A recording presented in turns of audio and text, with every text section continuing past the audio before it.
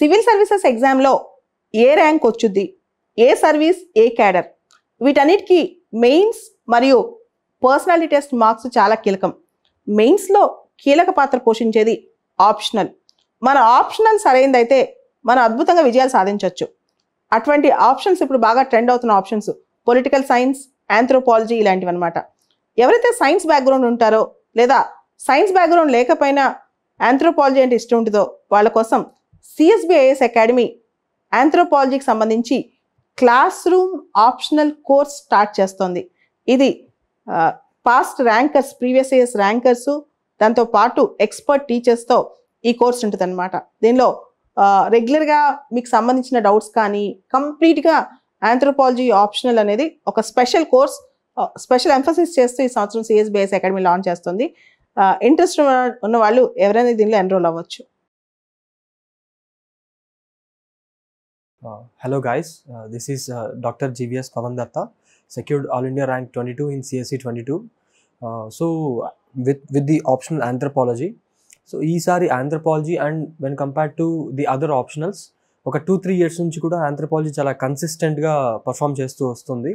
So for any graduates to that matter, right from medical కానీ లేకపోతే engineering కానీ are humanities background ఉన్న వాళ్ళకి కూడా ఆంథ్రోపాలజీ ఇప్పుడు గో టు సబ్జెక్ట్ లాగా ఉందన్నమాట. సో అండ్ నేను ఇందాక మార్నింగ్ ఒక సెషన్ తీసుకున్నప్పుడు many people have raised about the doubts about anthropology. So నేను అనుకున్నాను why not take a continuous 2 or 3 days session in a institute, ఒక ప్లాట్ఫామ్ యూస్ చేసుకొని అండ్ మన వాళ్ళకి బాగా హెల్ప్ అయ్యేటట్టు ఆంథ్రోపాలజీని. సో సిఎస్బిఐఎస్ అకాడమీలో now anthropology courses are being started. దానికన్నా ముందు ఒక 3-4 days I'm gonna interact with you all guys and also answer writing ఎలా చేయాలి, ఓవరాల్ అప్రోచ్ ఎలా ఉండాలి ఆంథ్రోపాలజీకి.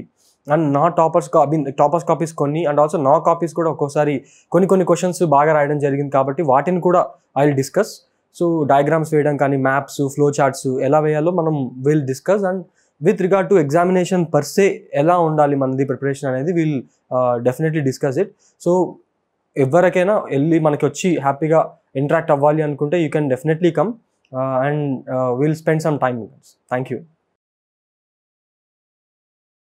హలో ఎవ్రీవన్, నాది ఆంథ్రోపాలజీ ఆప్షనల్ అండ్ నాకు ఈ ఇయర్ ఆంథ్రోపాలజీలో 298 స్కోర్ వచ్చింది. అది which is a very good score నాకు. కానీ నేను 10 days ముందు, ఎగ్జామ్ ముందు కూడా అండ్ ఈవెన్ జిఎస్ అయిపోయే ఆప్షనల్ రాసే ముందు కూడా నాకు అంత కాన్ఫిడెన్స్ లేదు. నా స్ట్రెంత్ ఆల్వేస్ జిఎస్ అనుకున్నాను. కానీ జిఎస్ని అవుట్ పర్ఫామ్ చేసి ఆంథ్రోలో మార్క్స్ వచ్చినాయి. అవి ఎలా జరిగింది, నేను ఎగ్జాక్ట్గా ఏం చేశానో మీ అందరికీ చెప్తాను. ఈ ఆప్షనలే కాదు, ఏ ఆప్షనల్ అయినా అంత డీటెయిల్గా చెప్పలేకపోయినా ఏ ఆప్షన్లో అయినా మార్క్స్ ఎలా తెచ్చుకోవాలో చెప్తాను. నేను మొత్తం తిరిగింది ఇక్కడే కాబట్టి నేను చాలామంది స్టూడెంట్స్ని చూసాను, నా ఫ్రెండ్స్ని కూడా చూశాను. వాళ్ళు కొంచెం తప్పు ట్రాక్లో వెళ్తూ ఉంటారు. నేను యాక్టివ్గా గైడ్ చేయడం కాకపోయినా మీకు వచ్చి ఆ ట్రాక్లో మళ్ళీ సెట్ చేద్దామని అనుకుంటున్నాను. నాకు ఏదైతే స్ట్రాటజీ వర్కౌట్ అయిందో అదంతా మీకు చెప్పి మీకు కొంచెం అడాప్టబుల్గా, ఫ్లెక్సిబుల్గా ఉండేటట్టు చెప్తాను. అది మీరు కూడా అడాప్ట్ చేసుకొని దాన్ని ఇంప్లిమెంట్ చేస్తే మీకు కూడా సక్సెస్ వస్తుందని అనుకుంటున్నాను. దీన్ని షేర్ చేసుకోవడానికి నేను బాలలత మ్యామ్ దగ్గరకు వస్తున్నాను త్వరలో. See you there.